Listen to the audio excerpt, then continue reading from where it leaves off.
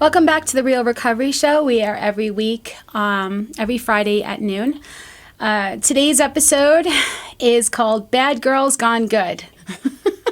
And I'm really excited to have this conversation. The person who is joining with me today is somebody who I love very deeply, and she came into my life to be an employee of the Recovery Store and ended up one of my closest friends and my family. And we are so similar. We have gone through so much together and have leveled up and leveled up and leveled up together. We are so similar in our backgrounds. Almost identical. There'll be little nuances that she has that I don't, and vice versa, but it's uncanny how the universe has brought us together so that we could actually, see in each other what we need to keep doing and have a safe place to say, yeah, let's not, let's call bullshit on that. And even within the store, there has been so much that we've had to level up and learn. She's my manager my day manager at the Recovery Store, and I've had like codependency and and micromanagement, and then like we've had people in the store that worked for us, and everything was a learning experience and leveling up and just more recovery, and then the things that we individually walked through together and got to like support each other through. So I just love her heart, and I love her focus, and I love what we do together at the Recovery Store when we're helping people, answering questions, being there, and I don't know, it's wonderful. But and we're not done healing, but we are definitely night and day to what we were, and that is for sure. And just in the past few years of knowing, the past couple of years at least of knowing each other, so much has happened that we've watched each other grow immensely. But just telling each other like the stories of where we were and the things that we did, and it's uncanny how we get each other. And this is one of the benefits if you're new to recovery, or if you've maybe thinking about recovery, that we get in recovery, is we get to feel like we're not terminally unique, and that there are people who we could tell that the things that had happened to us and the things that we did without any kind of judgment, without anybody thinking that they're better than us, really understanding, looking past the behavior to cause and condition, to understand, to have compassion and support to why we felt like we needed to do these things. Oftentimes in recovery, we'll look at things that we've done and we'll feel bad about some character defects that we had or some bad behavior, but at the same time, there's this voice in the back of our mind going, but it also kept you alive in that situation. But it also was what you needed to do to be okay here, and it's not all bad. It's just that there are things that we learned to survive, and things that we learned to do that we thought we needed to, and stories about who we thought we needed to be okay, to be loved, to not be abandoned, to not be hurt, to have the power, to have the money, or to have whatever we needed, to take care of somebody else even, that kept us in the same dysfunction that we needed to protect ourselves from. And so it became this loop that we lived in after a while, where the things that kept us alive are keeping us in the same situation that's threatening our survival.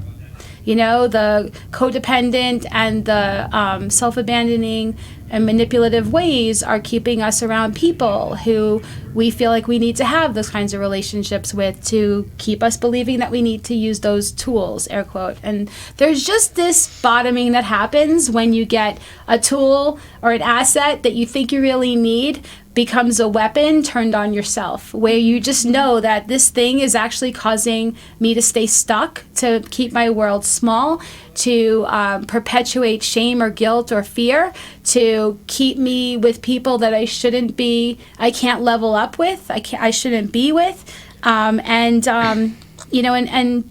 not feel a sense of freedom and self-esteem that we could feel if we weren't acting in these ways, right? That we're not bad people trying to be good. We are people with sick programming, in growing up in an environment that we felt like we needed to survive in. But it's kind of cute to call us bad girls gone good, because by society standards, we could have been considered bad girls. And I mean, and I say it with a smile, so evidently I'm not, But yeah, so today I'm joined here with Lauren, and who I affectionately call Lo.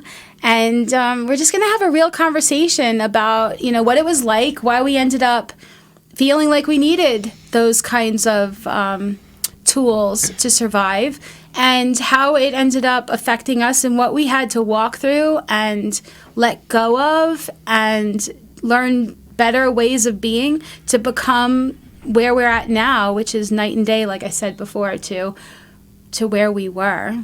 And so if you've seen any of the other episodes, you probably heard a nauseating amount about my childhood. But for the purpose of maybe you haven't, I'll give you the elevator pitch about it. I grew up in an alcoholic home.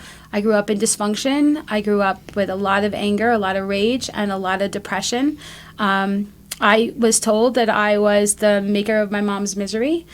She didn't want to have me. She didn't want to stay married, and I was the reason why she felt like she had to. And she thought that it ruined her life. And I felt very unsafe in my house, and I felt very unseen, and I definitely didn't feel cared about. And so I grew up taking care of my sister and my brother to a degree, and I definitely felt like I needed to protect myself. I had a lot of fear. I felt like somebody was going to find my body, somebody was going to hit me too hard, or they weren't going to be there. They were going to neglect me too much, and somebody was going to find me sick or something, and nobody knew. And so I learned at a very early age. My nickname was Ugly and Fat by the kids in school. My nickname from my dad was Ugly, but the kids in school called me Fat, and I felt very, very, very insecure. And I just had this idea, like, you know what, nobody's ever going to hurt me again. I'm going to take care of myself. I'm going to take care of other people. And it developed this power, this false power, that I was going to steamroll through life, and I was going to force it to happen. And an overdeveloped sense of who I thought I needed to be, fueled by a fear of being hurt and being abandoned, and away we go. I needed to be prettier, smarter, stronger, tougher, and I fortunately was comfortable enough in a lot of dysfunction that going from my house to stripping, to the streets, to anything that I was dealing with mafia, etc., was not that big of a difference. It's like that old saying we say all the time, which is, you ask a fish how the water is, and the fish says, what water? And so I grew up believing this is who I needed to be.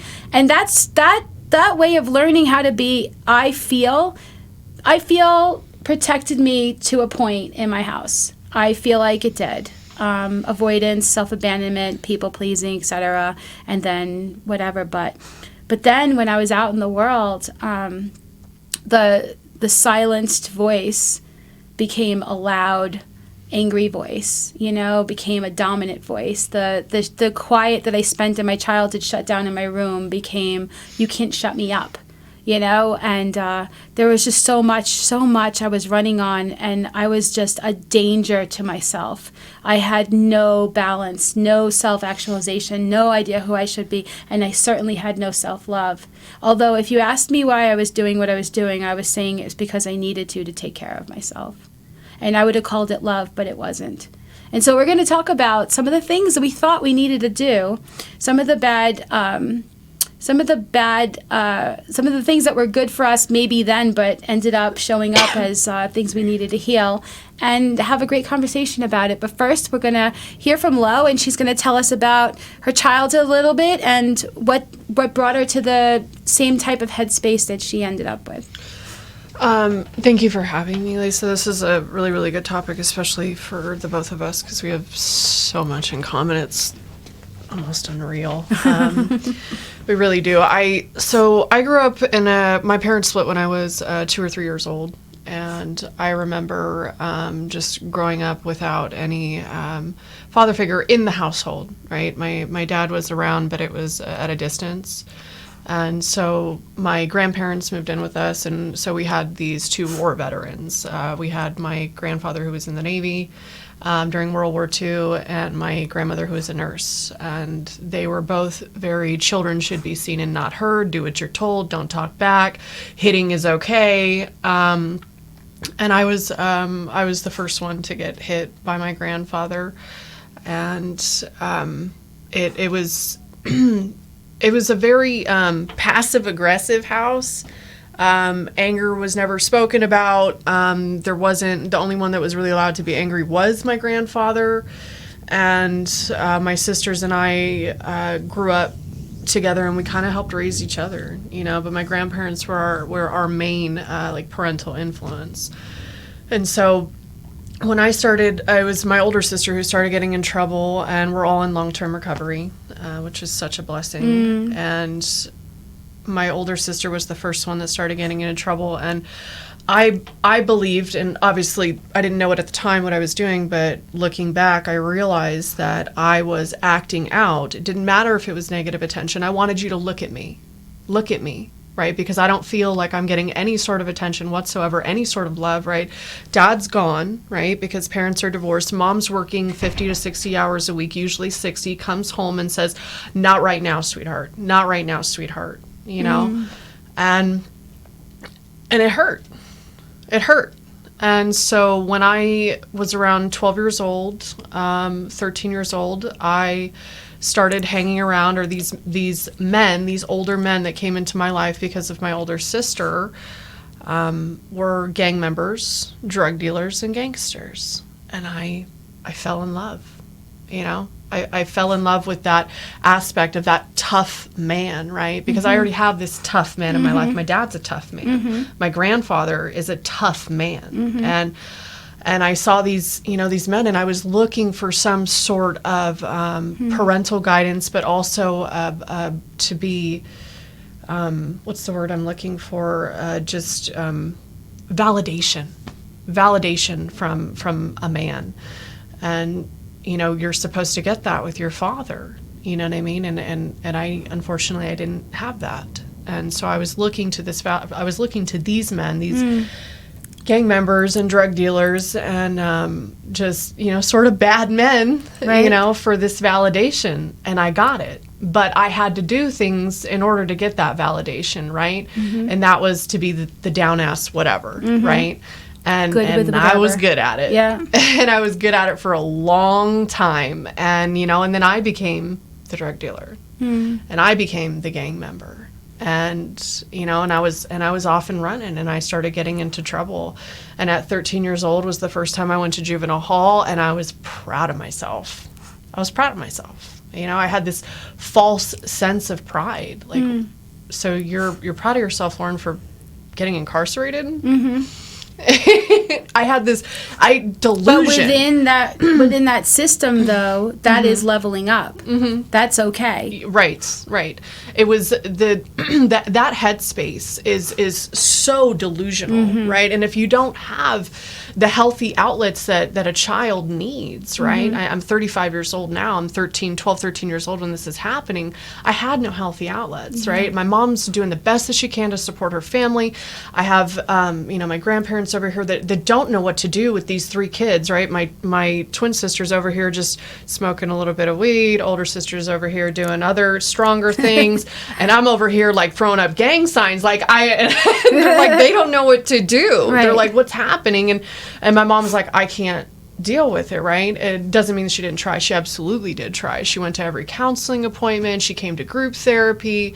You know, I never even made it to regular high school because I was in and out of juvie, and they were trying to do diversion. Diversion didn't work. Then I went to juvenile drug court, and I wouldn't give it up. You know, I wouldn't give it up. I would tell you what you needed to hear because I wanted to protect what I felt what was right for me, right? Because at this point, I felt like drugs, alcohol, and gangs were my home, right? Because I didn't want what was at home, because nobody talked to each other, right? The only people that talked to each other were my sisters and I, right? And we were all pretty much doing the same thing. And so we shut everybody out. And it was... It's kind of interesting too, because what on a deeper level we're really looking for is we're we feel this sense of like powerlessness in how we're growing up, and we just really don't feel like we have what we need to be able to get what we need and to take care of ourselves. And so we go into this false power dynamic of being around people who are like acting tough, and we are attracted to that because we're looking for something that's gonna make us feel like we're part of what is powerful. Like that we are somehow going to be protected. Because I felt weak. Because we felt so powerless. Because when you're a child and you're when you're a child and you have to follow what your parents are saying, even if you're in a normal childhood, there is an element of like having to be able to be vulnerable and let go and trust that your parents are going to lead the way, that they're going to show you, they're going to teach you, they're going to reflect back to you a healthy self-concept. And when you grow up in dysfunction, it's every man for themselves, and it's unhealthy and scary, and we feel so powerless, and there has to be a power. We're starving for a power, but we don't know where to look yet, right? And so we're looking for it to be anywhere but that childhood, anywhere but that place, and we're thinking, we could handle, look what we've been through, we can handle whatever, we're tough. If we've been through this, we're tough. We could do this, but we're attracted to the power. We're attracted to the people with the seeming power, and we're attracted to having the power, whatever it even looks like for girls growing up, feeling so powerless. Yeah. And changing, I had this idea in my head. I was so caught up with what people thought about me, right? And if you didn't like me, I didn't give a shit. I cared so much what you thought about me, right? Because I didn't have somebody telling me like, oh, like you're, giving me a confidence boost or whatever you want to call it. I didn't have anybody really uplifting me or telling me anything. I had these gang members, right, telling me who to be. Right? They didn't realize, maybe they realized what they were doing. Goodness, probably so, right? But it became this journey of how bad am I really, right? How far do I have to go, right? And it started out with little things, right? Selling drugs, right? Like just whatever the homies needed, I would bring it for them. If they needed a bottle and I wasn't old enough to go get one, I would steal it, right? It started with the basic stuff, and then I became the drug dealer, and then I'm bringing drugs into places where you shouldn't be bringing them into, you know what I mean? And the loyalty behind that, it was the mind state at the time was so unbelievably delusional, but I got this false sense of validation that I had arrived, that I was somebody. Yeah. And going through all of that, I'm so glad that I went through all of it, because when I got into enough trouble, right, when I was in my 20s, I got arrested when I was 20 years old, and it was in the newspaper. It was a big thing, and I got arrested with 2 firearms, bunch of ecstasy pills, and I was looking at a lot of prison time. Initially I was looking at 16 years. I knew that I wasn't going to get that much, that they just hit you with the big number, try to scare you, woo-ha, whatever, And I had felt like I had arrived, right? But when I went through that process, and then I realized the cold reality set in, they don't give a shit about me. No, they don't. It's the most alone. And do I felt all that self-abandonment. So alone. And my twin sister was the only person that was there for me. My mother too, but my twin sister and my mother, and that was it. I remember my mom sent me a book when I was in jail after I got sentenced and all that stuff. It was The Female Brain was the book that she sent me. And, my twin sister picked up the phone every time I called, you know what I mean? And I remember, I remember sitting in the courtroom, and they told me how much time I was looking at, and my twin sister came up to me and she said to me, what are you going to do? And I said, I knew what I got myself into. Like, I'm not, because the DA wanted me to tell, and I wouldn't cooperate, you know, and so I went down by myself, because that's what you're supposed to do, right? And I did it, and I was good at it, you know, and I owned that, and I loved that. Like, I lived and breathed the streets for such a long time, and until I realized that, it's just not me.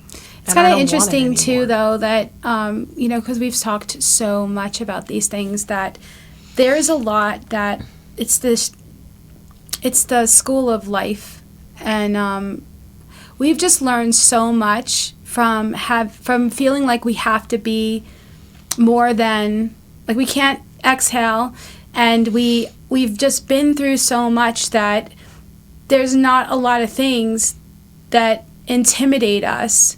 That we might get scared, but we won't back down, right? And we'll do things, and we'll have tough conversations with ourselves and other people, and we will want to keep leveling up. And so that same loyalty to a false power life, right? And being willing to drive ourselves to be better in the life that we were. The elements of that become assets that we can then use when they're not driven by ego, when they're not driven by so much fear and needing to be part of. The devotion towards it. I can't remember who said, I think it was probably my twin, honestly.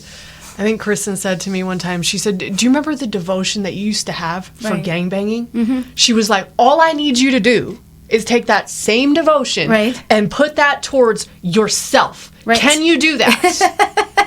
You know, and then I started getting this uncomfortable feeling like, I don't know who I am. I don't know who I am without all of that. Right, because you don't even know who you are, because you're so used to trying to be somebody that you're not, to get to fit in with something. And that's what's so crazy. I'll say this one thing, is that need that you mentioned earlier to be seen, right? But we put so much energy into the false self. So even who we presented to the world, right? We still weren't going to be seen. We were never really going to be seen that way. I never really felt like anybody really loved me, even when they said they did. Right. Because I wasn't showing them who I was. I didn't even know who I was. Right.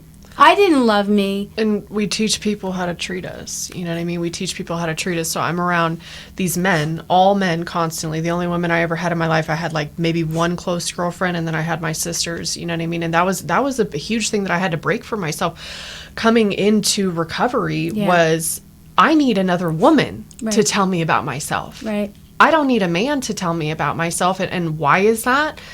Because men are easier to manipulate than women are. Yeah. And I need strong women like you, like my sisters, right? Like my other spiritual mentors, as I like to call them, you know, to reflect what's really going on with me. Yeah. You know? Because men will show us what they want us to be. And if we're learning about what it means to be a woman from men, then we're not going to learn what it really means to be a woman. And when we kept all the women far away because we didn't trust them, I had so much judgment about women because I projected all of my own shit because I knew what I was capable of. And I was thinking, if I'm capable of this, then they could be capable of this. And I didn't trust anybody. Yeah. I didn't trust anybody. But men, I felt like I could manipulate. And I'm sorry to say that's what I did. You know, but I didn't do it from I didn't do it from like trying to like hurt anyone. I did it from like this little girl scared of being alone, not going to have what she needed, and feeling like if I can pull people close to me that I feel like wanted something from me, I felt like as long as I had something they wanted, then I would have what I needed. Everything was transactional. Yeah. Even like everything was. Right. I never felt that anybody really knew me. And when people said that they loved me, I couldn't believe it because they didn't know who I was. I was so used to being somebody else. Yeah, I didn't even love myself, you know. Every single relationship that I was in, except for one, was physically, emotionally, mentally, financially, spiritually abusive. Yeah. Every single one. Yeah. You know, and I got into this this state of just hypervigilance constantly, like hypervigilance. I mean, I had ex-boyfriends that shot at me for Christ's sakes. You know what I mean? I had a man that put a pistol in my mouth. Like, I was in a state of constant hypervigilance all the time. And it was, I'm going to tell you whatever you want to hear or what I think that you want to hear, right? So I can walk away, so I can still be breathing, right?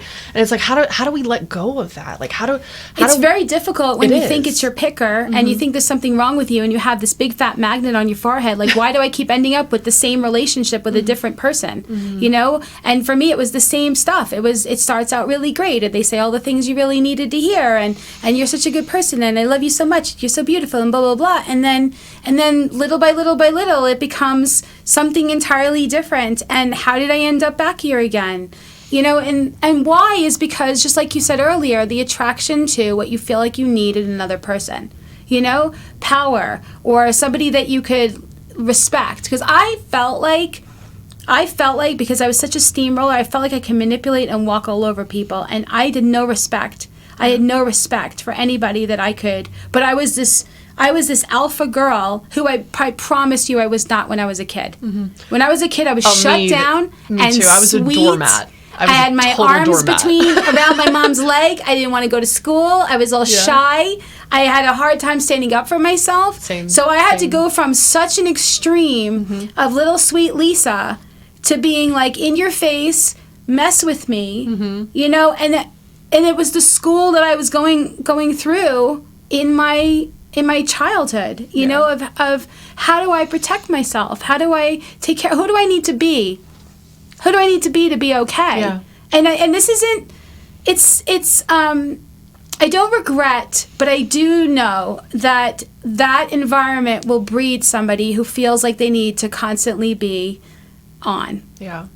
I remember when I was in grade school, so I was in 3rd, 4th grade, I had, you know, this really, like, just scraggly hair. I had pimples all over my face. I had these like, extra, like, vampire teeth coming in on the top and the bottom, right?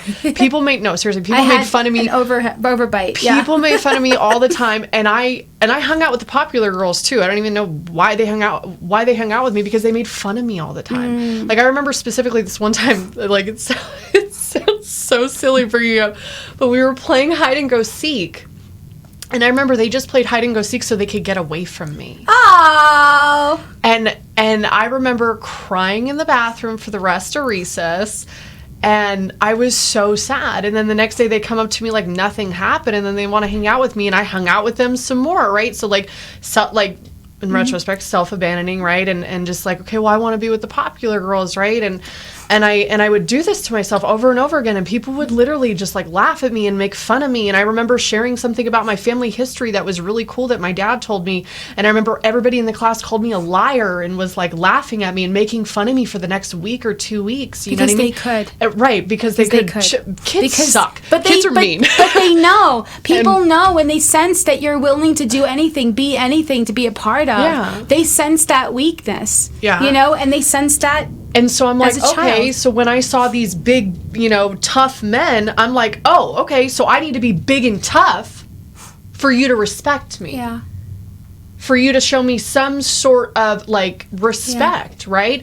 Mm-hmm. And I was good at it, man. And some trauma happened to me when I was really young, and I became physically violent without my own consent. Does that make any sense? Does it make any sense?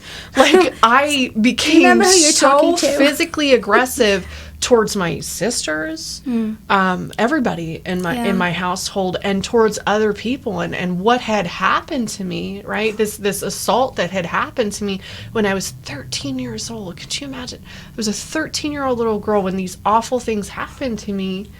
And I just became extremely violent. And I remember my mom trying to put me into boxing. And so I had that one little outlet, but it just helped me become a better gang member. That's all it did, unfortunately. We valued anger. We valued that energy. We valued the tough girl, tough guy. We valued that because we wanted so desperately to finally feel safe. I wanted to finally feel safe. And I should really just speak for myself. And growing up like that. But I also felt like... I felt a false power when I would get angry. I felt like to be the one, even to this day, I I do not like getting on a plane and not sit in the emergency row. I want to be that person. And it's not because I'm some saint that wants to take care of all the people on the plane. I just want to make sure that I'm in a control position where I have power in some way, shape, or form. Like that's what I mean. Like that's how ingrained it is. It's just gotten to be tempered down, and I trust God, and I'm intuitive now, and it's not that. But there's still these elements of wanting to feel like I'm not that I'm not needing to be at the effect of other people. Do you know what I mean? Like, I don't know. So this is a lot. When I was growing up, I did not have the popular kid situation. I was a loner, and I wore black all the time, wrote poems about death, carved it even in a desk once, and I was raped by 3 guys, and I went through a lot of stuff around what happened in my childhood. But by the time I was 16, 17 years old, I was dropped off in a gang neighborhood. No, it wasn't. I was kidding. 15 years old, and I ended up walking in the middle of the night, and I'm white, but I am white.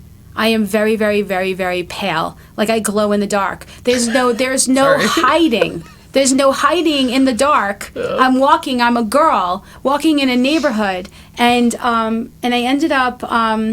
This is how God works. I ended up going. I saw this guy that I knew from school. I didn't know him, but he was the head of a gang there. He was the head of the gang of my school, and I saw him of all people.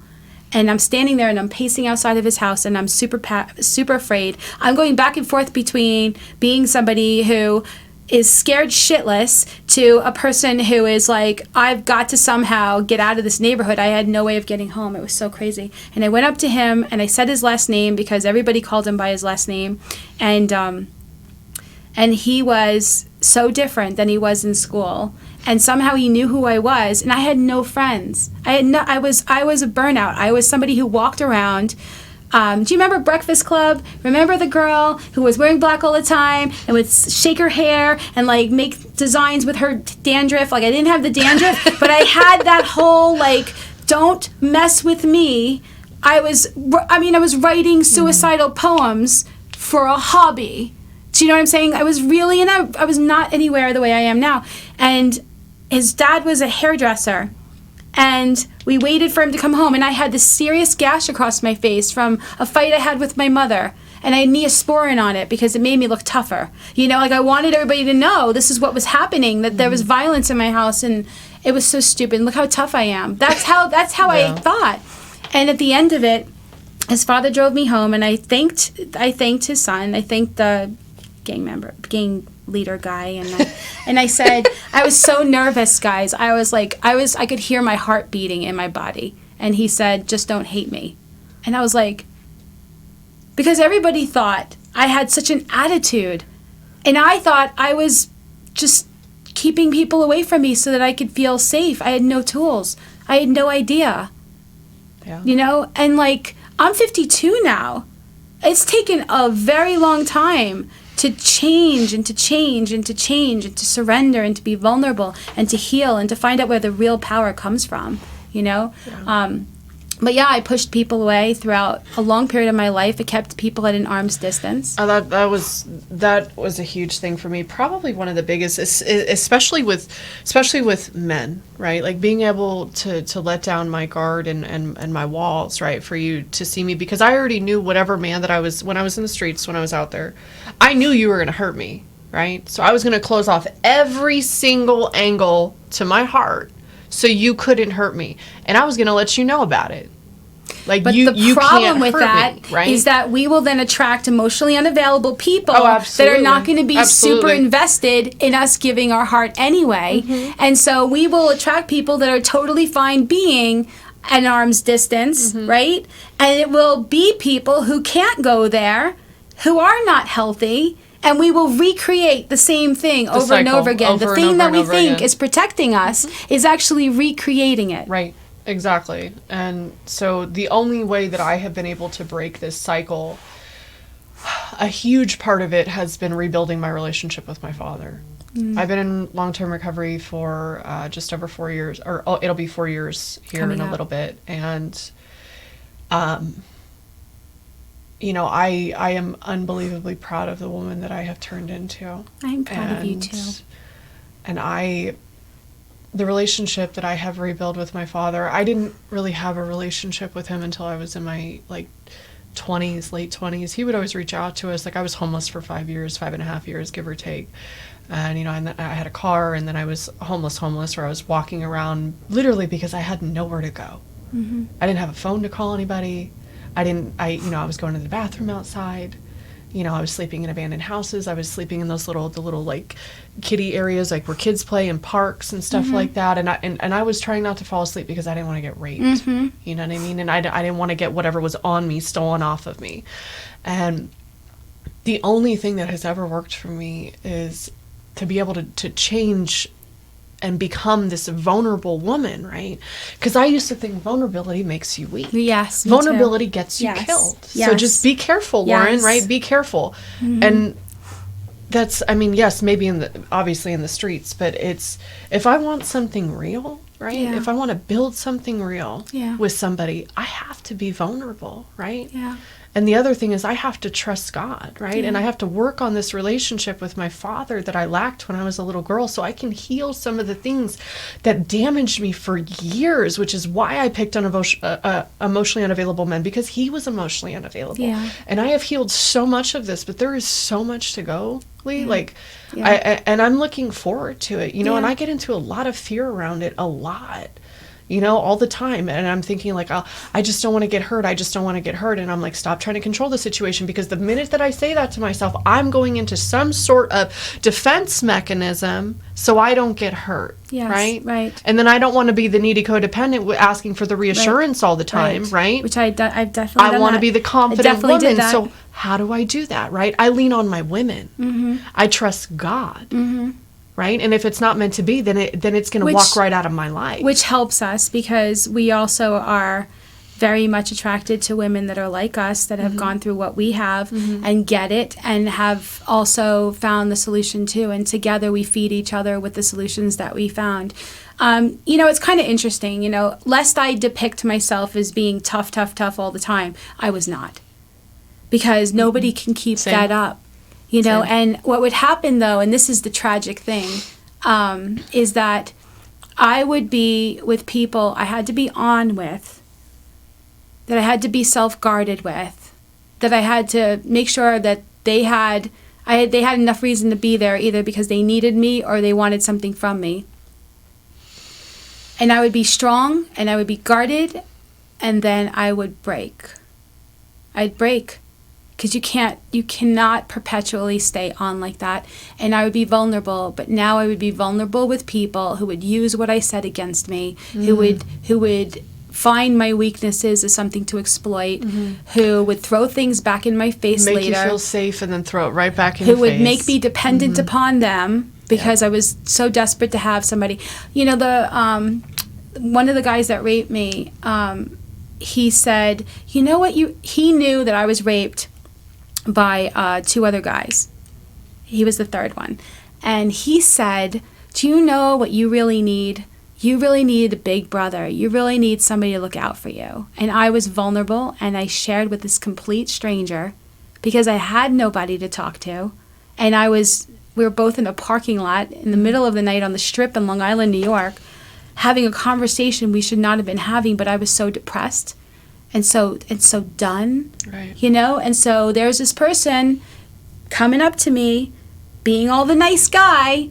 He's going to be that person for me. He's looking for somebody to, you know, rescue or take hostage or whatever. And I tell him, and he talks to me on the phone, and he tells me he's going to protect me. He's going to be that person. And he raped me so much worse than the first 2 did. He was wanted by the police for a whole bunch of things. And the chief of police came to my house and said, I totally understand if you don't want to press charges, because we're not going to be able to make this stick, but we have him for some other things that we're looking at. And I said, just promise me you're going to go after him, because it was so bad. I was bleeding. and brought to the hospital, you know, and go home and my mom is like annoyed. I have inconvenienced her, you know, and I go to the the hospital and I feel shamed. Yeah. I feel like they look at me and they think, what did she do? Mm-hmm. What did she do? And whether or not they thought this or not, I'm just telling you that was my mindset, right? I felt alone. I felt like I needed to I felt like I just didn't have what I needed to be okay, but I felt like I was going to make myself somehow have that, right? Yeah, and we start developing like these just like horrible, you know, call them what you want, character defects, just survival skills that really honestly perpetuate the need to survive in it. You know, I was gonna, if your only tool is a hammer, then all you will see are nails, and you will attract nails, and there won't be a screwdriver and no screws. But like, that's what it was. Like, I knew how to interact with dysfunctional people because all I knew was dysfunction. Right. And until we get into recovery, nothing changes. Right. Well, and we don't want to admit that we're toxic too. Yeah. Right? Oh no, I admit. No, it's this person that did that to me. I had a lot of shame, so I was willing to. For sure. But Yeah. well, at least for me, I'll speak for myself. So like, I didn't want to admit that I was possibly the toxic one, right? I wasn't the one over here like being verbally and emotionally abusive, right? But I'm the one sitting there, and I'm the one that's staying there, right? And then I'm doing the lying and the manipulating behind the scenes, right? So mine's less as bad as yours, right? So I don't have to look at myself. I was always with somebody that was worse than I was, right? So I didn't have to look at myself, right? And then also to use the victim story to be able to manipulate. Oh yeah. You know, like this is how my first date would go for many years with a new person. I would spend the entire night, the entire day talking about my life, and if he made it through all of that, he qualified to go to the next level. Because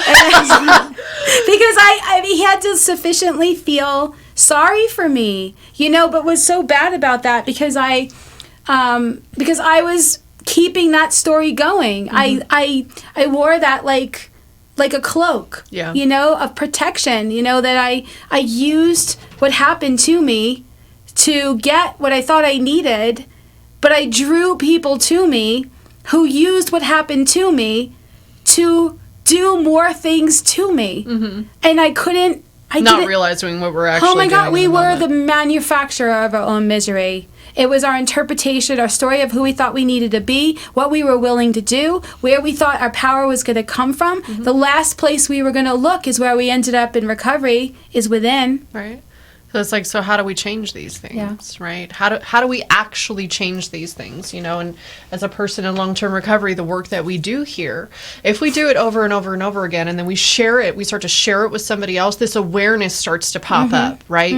This awareness starts to pop up, and it almost like it turns into the awareness turns into a responsibility, right? Not only a responsibility to the other people that you're helping take through the process, right? But the responsibility to yourself, right? I wake up every day and I say, God, please help me to be the woman that you have wanted me to be this entire time, right? And I didn't start to see the difference, but I remember my twin said something to me, because I used to have like rage, blind rage, and which is terrifying. Because it got me what I wanted, right? It got me what I wanted right then. Bam, done. Didn't have to do anything else, right? I was just going to be big and scary for you to give me what I wanted. And I remember the first time that I noticed that she had said to me that I changed, and she told me no to something. I asked for something and she said no. And I said, okay. And we were sitting in the car, and I saw her whole body go like this, because I used to put it on her. Because she was like braced, ready to be hit. She was ready, she was ready for, I don't know if she was ready for me to hit her, or she was just doing this on not realizing subconsciously. And I look over at her and she goes, oh. And then she just took a breath and she was like, God, I thought you were just going to scream at me, you know? And I go, you just told me no, like, I'll take the bus. It's not a big deal. I asked her for a ride somewhere. Now I remember, you know, and do you know there was this thing that happened, because I had I had so many different versions of myself. It's ridiculous, but I felt very responsible for my sister. She was a year and a half younger than me, and she would say that I'm the only mother that she ever knew, right? So there was some stuff that she was going through, and I had my first house from stripping, and I had her move in. And so I was like wanting to take care of her. But I was so into drugs and alcohol and so much PTSD and so few tools and so messed up. And I was seeing this doctor who was trying to fix my hormones because he was so sure that that was my real issue. It was like, you know, the whole idea that it's just you're a woman, so it's just your hormones. So trying to fix my hormones with all of that undealt with, unmet PTSD, all the energy, all the anger, all the fear, all the story about myself, all the victim stuff, everything, all the rage, and I lost it. I lost it so badly that I told her she had to move out right now or I was going to kill her. And it took years to go back and say, you know, an amends and say, like, I terrified you and I am so sorry because I really had you move in with me because I wanted to help you, but I was so not okay myself.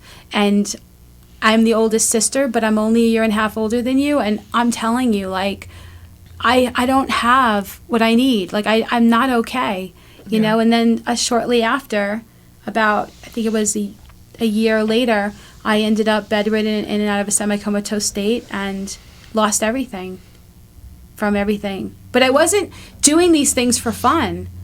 I was doing all these things and treating people the way that I was and treating myself the way that I was for survival. Mm-hmm. I fully believed I didn't have a better way. Mm-hmm. I had no idea. Yeah. I desperately wanted a better way. Neither did I. I remember, I mean, my older sister got into long-term recovery when she was 17 years old, so we were 15, but she moved away, right? So I didn't have any sort of, you know, and my parents are normal people, and, you know, I didn't have any sort of role model to show me that. And, you know, she would tell me over the phone, and you know, and I remember, God, I remember her calling me when I was homeless, and she would say, she'd call me at 2 or 3 o'clock in the morning, so it's like 5 o'clock her time because she's in the I don't know, it's the Midwest, Texas. And you know, she'd say, I just wanted to hear your voice because I had a dream that I found you dead in a trunk. You know, and I would laugh. Mm-hmm. I would laugh, thinking that that's funny. Mm-hmm. It's not funny. It's that my point is I didn't have any solid role model until my twin, you know, came in here. And I was like, okay, well, she was just as messed up as I was. You know, so if she could get it, I can get it, right? Because I didn't believe in myself anymore. I just stopped believing. I was like, I'm not worth it. I'm stupid. I'm dumb. I'm ugly. I'm all these things, right? Mm-hmm. Everything that everyone's been telling me most of my life, right? From people that don't give a what we tell ourselves, we internalize this stuff, and that's what keeps us stuck in all the situations that we keep getting into is these ideas. Right. And people kept telling me to have this faith. And I'm like, how do you have faith? Like, I barely even believe, right? I barely even believe that I can get out of this mind state. Right. Because I'm so engrossed in the streets and you know, and the self-concept. Yeah, just all of it. The way I was making money, just everything. I was not even ashamed of myself because it took guts to do the things that I did. Exactly. I mean, it took balls to do the things that I did, but it was, I didn't know any other way. Mm-hmm. I didn't know any other way, but I knew that I wanted to be done. Mm-hmm. I wanted to be done. So I'm like, how do I have this faith that everyone keeps talking about, right? Mm-hmm. And so I believed enough because I saw my twin sister go through it, right? Mm-hmm. And I was around all these women that were sparkly and pretty, and I'm like none of these girls, trying to separate myself again, right? And my little belief that I had gained with a little bit of experience and the suggestions that I took initially from my twin sister, my belief with that little tiny experience turned into just a little flicker of faith. And I started to see a way out. Yeah. I started to finally see a way out. And when I got separated long enough from the lifestyle and the drugs and that pain, right? My defense mechanism, my survival instincts, the things that I do to survive, to push people away, to lie, cheat, steal, whatever it is, right? To protect myself, that worked for me when I was homeless and in the streets and doing everything that I was doing, no longer served me. They were no longer attractive. And I got into pain real quick. Mm-hmm. Oh my God, real Yeah. quick. Because I could go over here and rob, Right. Joe Schmo over here and not feel two things about it. Yeah. Yeah, no, I totally know what you're talking about, because whenever the fecal matter would hit an oscillating device, my mind would always be like, you can go strip, you can go this, and Well, if I don't put the shopping cart back at the store now, it bothers me. I mean, Right? seriously. Right? It's crazy. I'm sorry to interrupt you. Go No, ahead. it's true. If there's a cute saying that, I got into some old behavior, and then the saying goes, if it was old behavior, you wouldn't still be doing it. Yeah. And so in recovery, it's like the safe place. Nobody's going to judge the things that we did, and nobody's going to judge us necessarily. Oh, no, that's not true. People are capable of judging, but the road gets narrower. It becomes more and more uncomfortable. The things that were totally okay before start to become not okay. I never understood what that meant until I got a little bit of time. Yeah, and you know what? And I want the road to get narrower. Me too. Because Me too. And it's not like I don't feel like I have to become something. I felt throughout all of my addiction, all of my dysfunction, all the PTSD, I felt like, and the codependency, I felt like I needed to become something because I had this idea that I wasn't okay for the way that I was, period. Like who I really was not enough or too much. Yeah. And what I ended up finding was that I never needed to become something. I needed to unlearn all the stuff that I had taken on That's it. about who I thought I was and who I thought I needed to be. Yeah. And what I thought my true peace of mind, my security was really supposed to come from. In every situation I ever get into where I'm not willing to be authentic and follow the yes and honor the no, every situation that's like that is always some old script, some old programming that it's like a song that gets stuck in your head that says, you can't do this because blah, blah, blah. And honestly, do you know whose voice that is? That is the 3-year-old. That is the 6-year-old. That is the 8-year-old. That is the 12-year-old that tried to kill herself. That's the 17-year-old. That is different places in my life where I made decisions about who I thought I needed to be okay. Yeah. Right. How much did I need to tone down my too muchness? How much did I need to be better than my not enoughness? How can I be the person that I need to be okay?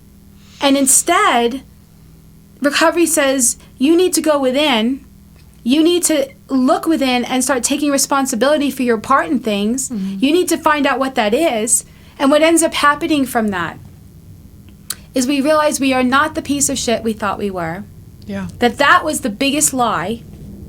Yeah. And that we are not at the effect of other people. And we don't have to be.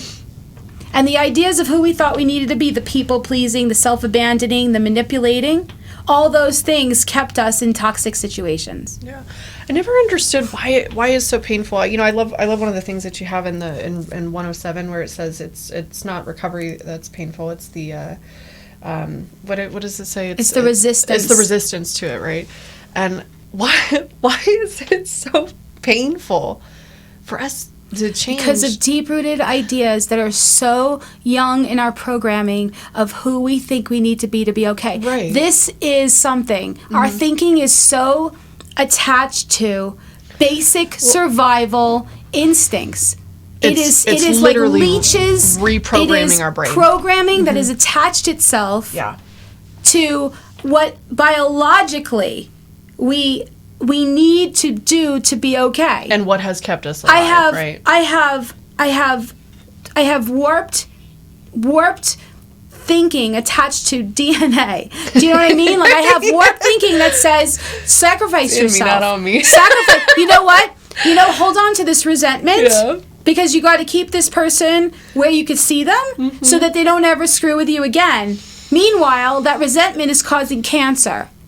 Making you Literally. uncomfortable in your own skin Literally, and yeah. making you want to use a drug, a person, or alcohol. And I want freedom from that. I want man. freedom from Today, all I want of it. freedom from all of it. And to be able to find out where the real power is, the power is in being honest. The power is in seeking guidance within. The power is in being helpful to another person, is being tapped into anchored into a deep place within us.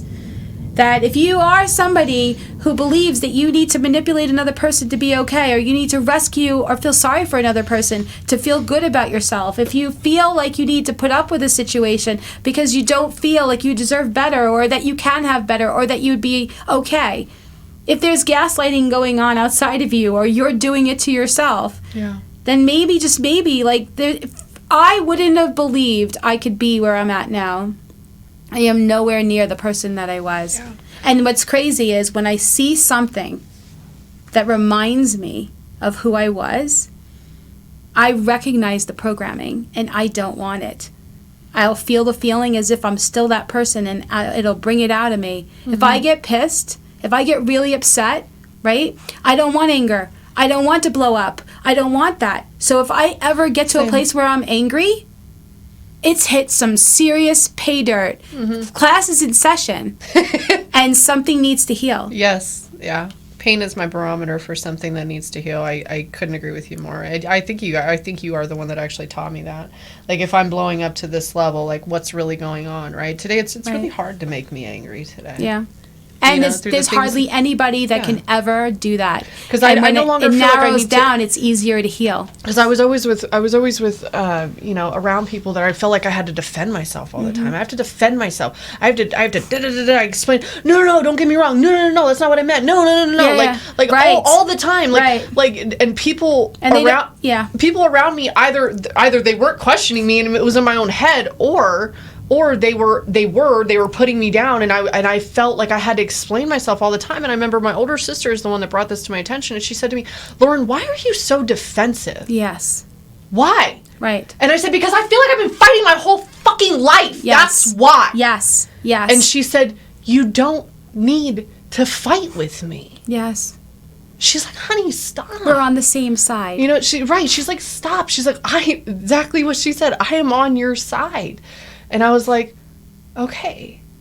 And I'm getting emotional talking about it because I love my older sister very much. She's my hero. I love Megan. But we were terrified. And we were terrified to be able to be vulnerable like that. So today I don't feel like I have to explain myself to anybody. And goddamn, that's a good feeling. Yeah. That's a good feeling because you know I what know else? who I am. Not just that. I'm still learning, but I know. I will speak about you too, and I'll say this because I know you so well. I will say this. You could take criticism. Yeah. You could take criticism without. You have moments. Sure. Moments. Sure. And where I'll be like, and then we'll get off the phone, or we will like go on something else, and then you'll come back and you go, so at least I need to make an amends because I heard myself, and what's so cool is me too. I get to call you and go, I was a little bit off. I'm going to go meditate. Your micromanaging, as you called it, is like non-existent today. Thank you. It's non-existent. Thank you very just much. For the record. Thank you very much. But I will actually go, I'm going to go take a break. So I'm going to go meditate. Yeah. We're going to do a do-over, and then let's go. Because, at the very core of it, we trust in each other's heart, and we trust each other that even though we still have stuff that we need to heal that could come up, we trust in what we really value now. You and I, if we met out in the world before recovery,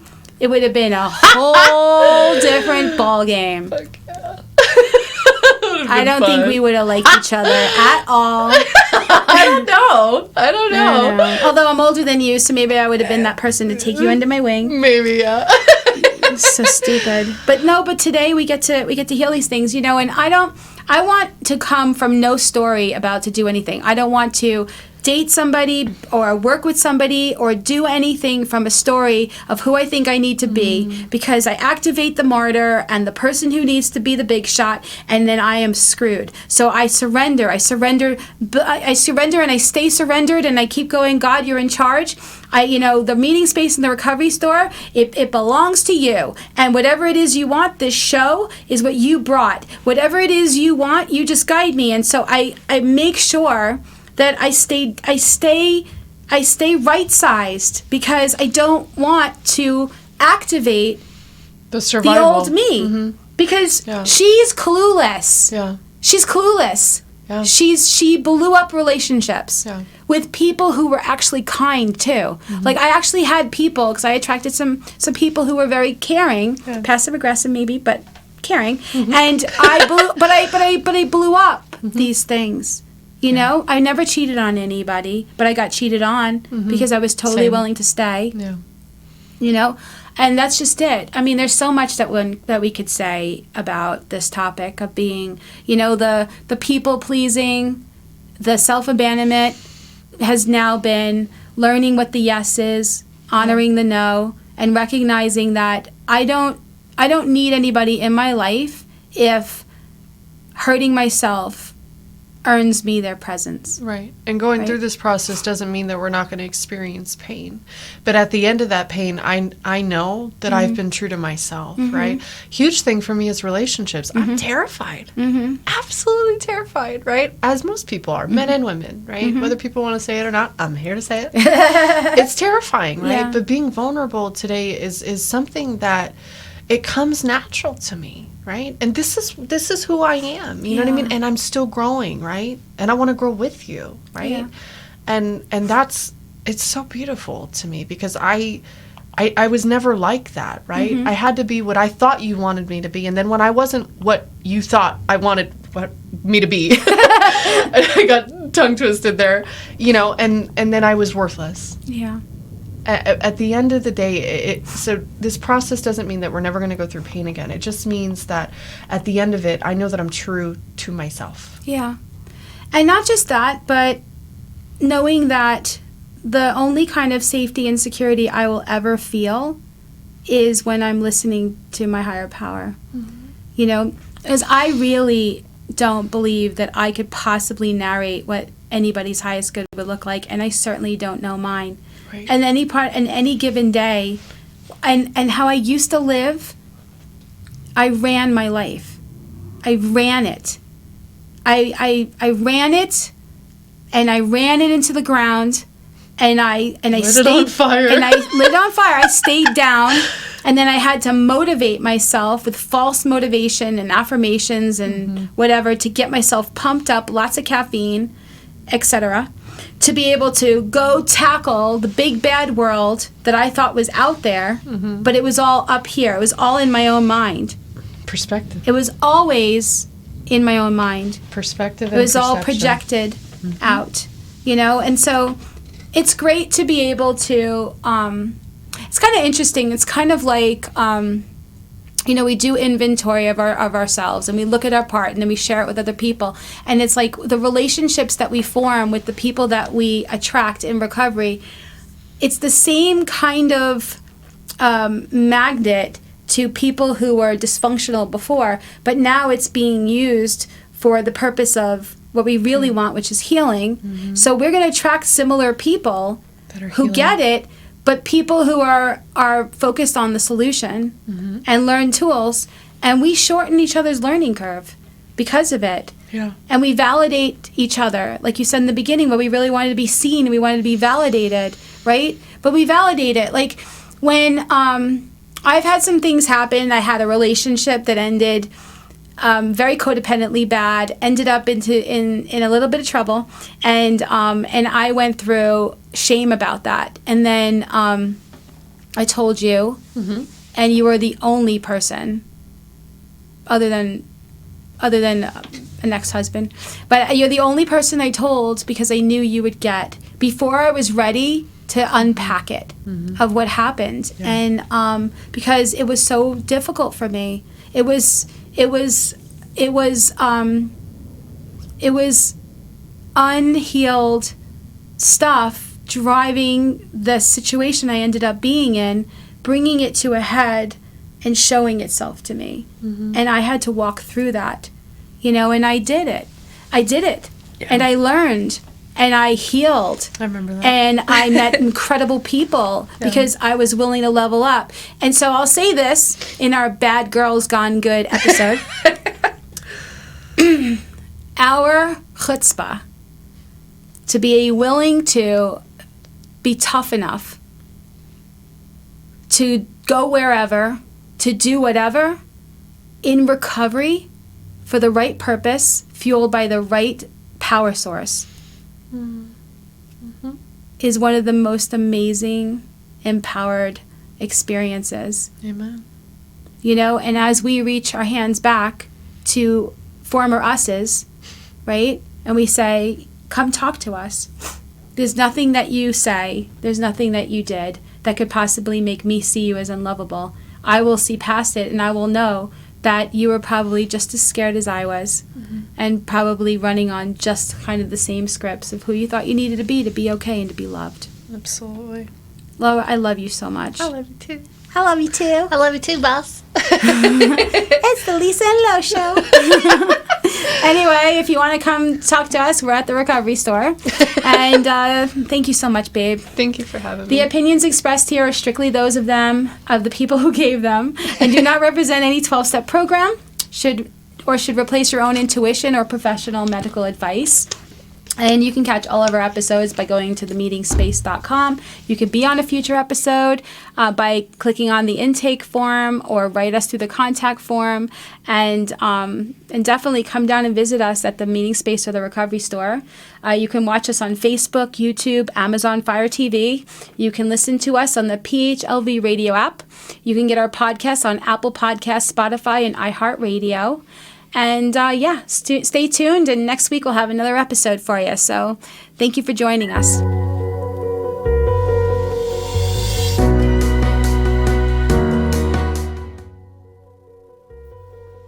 The Meeting Space is a facility with over 100 weekly recovery meetings for addiction from alcohol, drugs, sex, food, gambling, codependency, and PTSD. When someone is scared to go to their first meeting, we walk them through the process, ask them and answer questions to assuage their concerns. Many are court-ordered to attend, and we provide free court papers and teach them the process. Our glass-enclosed, soundproof children's playroom enables parents to be in a meeting while watching their children. We have healing workshops, craft fairs, and special authors who come to teach and sit with our fellowships. During COVID, we were declared an essential business by the County Commissioner's Office. We were kept open so that we can continue our daily work with traumatized chronic relapsers and those who would have used alcohol or drugs in isolation. Local businesses rent our space as well to financially help with this mission, and they get to have a great location for their business meeting or training. The Recovery Store in the center of our facility provides literature, clothing, medallions, and custom gifts to encourage, aid in, and celebrate a person's recovery from alcohol, drugs, PTSD, or unhealthy behaviors. Both the Recovery Store and the Meeting Space are open every day, including holidays. Saving lives, educating the community, reducing social stigma, providing a safe place for people to heal. Our nonprofit is supported entirely by donations by people like you who want everyone to have a place to go to heal.